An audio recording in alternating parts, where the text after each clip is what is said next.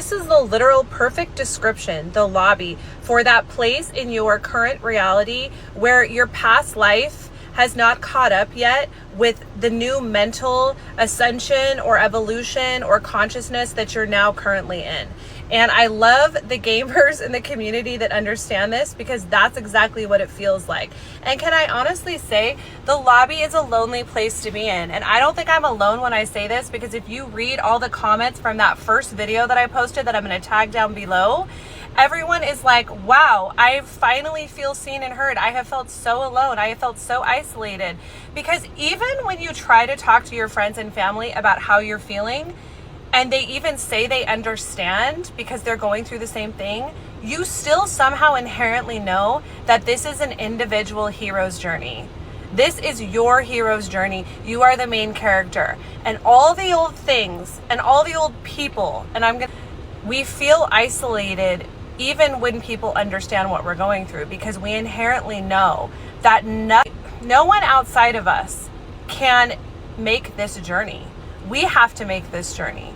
And we can have assistance and people on the side that help us, but they are not going to see it through to completion. We are going to do that alone.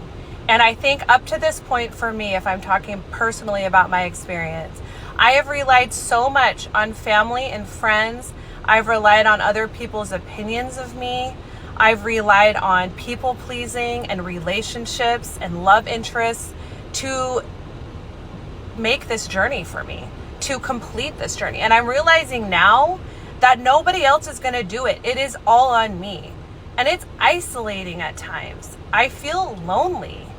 And I have people all around me, like the lobby metaphor. There are people all around me. Just like imagine yourself in a hotel lobby. There are people everywhere, but you can feel so alone in that lobby, because it doesn't matter if you're partying with these people in the lobby. It doesn't matter if you're at the lobby bar and you're like living it up and having like a raucous good time. At the end of the day, you inherently know that this is your journey. And I'm sorry to bring in the dramatic metaphor of the hero's journey, but I can't help but think of another metaphor. And I'm an English teacher, but it's very isolating and it's lonely. So just know that you're not alone. I don't know what the answer is, because again, I'm in this discombobulated state where I'm completely disoriented. So I don't know what remains to be seen, but I do know that on the hero's journey, the hero will inevitably go into the unknown. She will dive into the abyss of the unknown. And as he travails through the unknown, he will encounter his trials. He will encounter monsters, the greatest monsters of his life.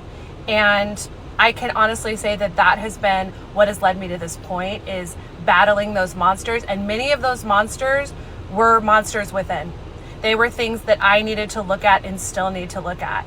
And if we're going by the trajectory of the hero's journey, the hero eventually does come out on the other side with such an amazing expansion, such an amazing growth. He is not the same person. She is not the same person. She is a happier, more peaceful. There are not words to describe what the hero's journey will gift to the hero that undertakes it. But just know that in the end, they do end up on the lighter side of life. They go back to the status quo, but it is a new status quo. So they're in the comforts of their home, but because they have had such an ascension and such a change, their environment changes for the better. So good luck, everyone.